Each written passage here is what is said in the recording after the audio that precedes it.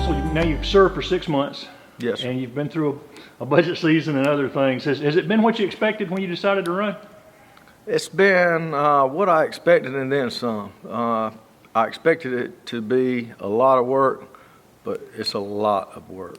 And the other thing is, when you're on the outside looking in, I actually called former Councilman Tom Allen and said, Tom, I owe you an apology.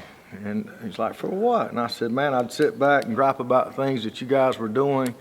And then once you get there, you see, and you get a better picture and a better understanding of what's really going on and how things are being spent and utilized. And that's probably the biggest or the largest thing that I've learned, is to appreciate the staff and what all they have to offer and their assistance. And we've got great staff here. Remind people why you decided to run in the first place. I would I would sit back and I was pretty vocal about things and my tax dollar being wasted, and I've thought about running for council for years. And then when Councilman Allen got in, I was pleased with what he was doing.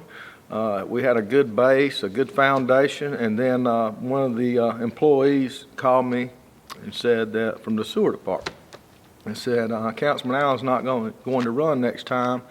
It's time to put up or shut up. So I said, that's fine. So I threw my hat in the ring.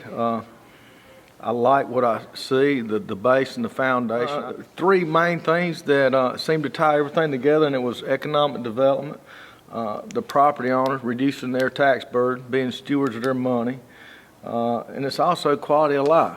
And all those sort of, it circles back on each other. I mean, you got a good quality of life, a good area, a livable community attracts economic development. Economic development helps promote and contributes to a livable community. And as far as the property owners and being stewards of their tax money, and that goes in with public safety and things of that nature. And I think the county's on the right track and doing a great job, and our economic development department is phenomenal. We have great finance department here, and there's a lot of resources. Like when we were working on the budget, you know, I'm thinking, hey, you got this book about a foot thick, and I actually went through every page on it and got with the finance department, and you know, they answered questions, and then I took it upon myself to sit down with each of the department heads and talk to them and go over it. Not only was it a great learning experience for me, it gave them the opportunity to sell me on their budget, and found some great areas to work on to help or relieve some of the burden on the taxpayers. And also it was more for me at first, and then you start realizing that it was a group thing. You come back and get with our finance department and our leaders here at council, and you find ways to where you can actually do some cutting in the budget, areas that need more attention, areas that we could possibly increase a revenue source, which also relieves the tax burden. And I don't want to say this too loud. Well, you were credited with coming up with a couple of ideas that really helped do that too. I mean, it was, most of it was, and I've got that out of actually sitting down with the department heads, and anyone that aspires to run for council or something similar, I think it should be mandatory. I mean, I learned so much, and then I start seeing areas. I love numbers, I love math, and I'm a business owner, and everything to me is about saving money, being efficient, cutting out redundancy. And as we were looking through the budget, I found some areas in there that not only were the taxpayers were sort of subsidizing some development things, and a lot of development were from out-of-state developers, and I'm like, hey, we need to look at our fee structure. And matter of fact, it's 31 years since there was any change in a fee structure. And then I got to give credit to Alicia Hunter at Development Standards. She came up with a list of all the surrounding counties, Pickens County, Spartanburg County, Greenville County, and we start looking at our fee process, and we were so low or didn't charge at all, and it's a service that you need to pay for. And me as a taxpayer, you as a taxpayer, we shouldn't be subsidizing that. And what was great, the other council members got on board, supported it, and I think Councilman Davis said, no budget's perfect, but there's some good things and some bad things. But man, I was very pleased with the budget, and I personally enjoyed working on it. I liked the number. It was a lot of work, a lot of time involved, but I enjoyed it, and I feel like when I decided to run or was thinking about running for council, I sat down with Councilman Allen, and I said, look, if I get in there, am I or will I be able to make a change and do something positive? And or is it just going to be I'm just sitting there? And we talked a long time. He was very supportive and said, hey, look, you get in there, you put the work in, the effort in, you can make positive impact on the community. And I love District 4. I spent the majority of my life in District 4. My business is in District 4. I have multiple properties in District 4. And I feel like, I've been here 6 months. There's so much to learn. There's a steep learning curve, but I got a sense of pride knowing that I had a part in this budget, and it actually helped save the taxpayers money. When we started that budget, we were looking at a 2.9, a 3 mil tax increase off the bat. And, we get together, we work individually, we work as teams, and we got that down. And I was so proud of that, and I'm proud of myself. I don't like talking about myself, but I'm proud of the contribution I made to know that, hey, if something happened and I left council right now, I made a difference. I made a positive impact. I've helped my community. I've helped Anderson County as a whole, and I take a lot of pride in that. And I feel good about it, and I'm blessed to work with other council members that feel the same way and put the same work and effort in. For people who don't know you, remind people what your business is and talk about how that may have helped you as you've been a council member.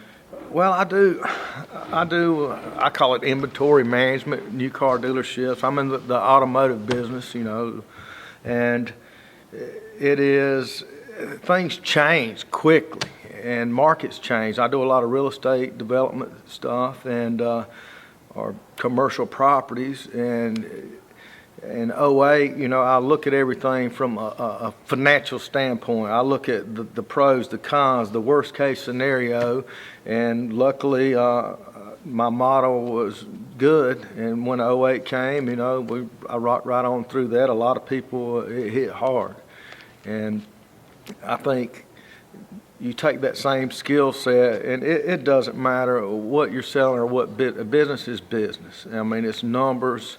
It is trying to provide a service that someone's willing to pay for. And basically that's what we do in government. Us as taxpayers, we're paying money for a service. And being on council, it's my job to make sure they get the best service they possibly can get for their tax dollars. And I look at it as it's my money. I'm a taxpayer. It's not the county's money to do or spend how they want. And I think we've got a good group of council here, and I think they're stewards of the taxpayer money.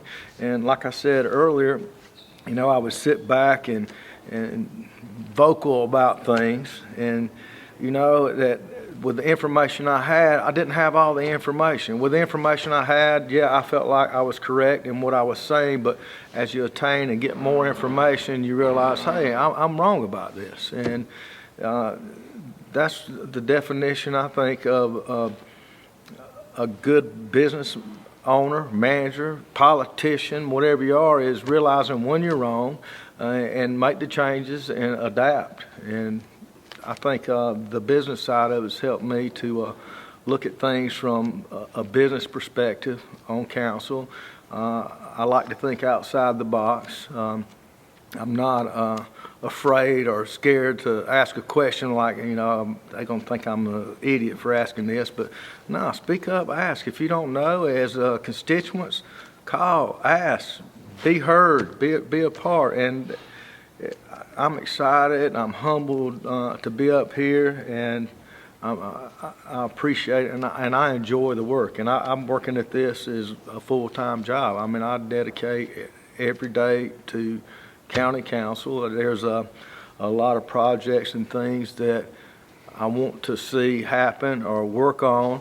I forgot the guy's name, but we were talking. He said, "Son, it's like eating an elephant. You know, you eat it one bite at a time," and that's sort of where I am now. I'm just taking the bite, and I'll work towards it and get something accomplished and get support of council and move on to the next thing. So I'm excited.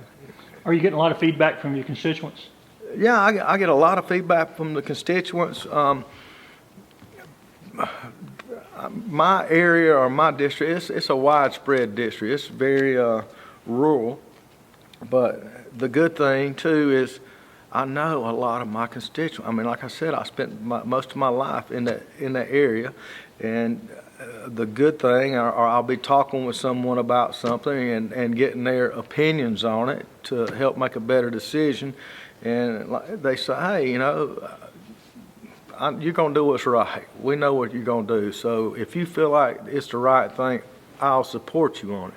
But that's a good feeling as well, to know that, you know, the people there know me, you know, and know that I'm going to do the best I can. I'm putting 100% in. What I don't know, I will find out the answers, and that makes me feel good as well. So. And what's the best way for them to get in touch with you? They can call me on my personal cell phone at 864-934-7053. That's the best way.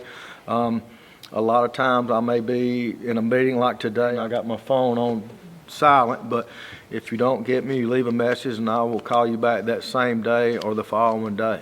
So. And what do you see now that the budget's passed, some of the big challenges facing council here in the next year? I think we've got a lot of things going on, especially in District 4 with the Arthrexes, the Ortec. There's so much going on. I think our big challenge, and we're doing and working in the right direction, is the infrastructure and sewer along.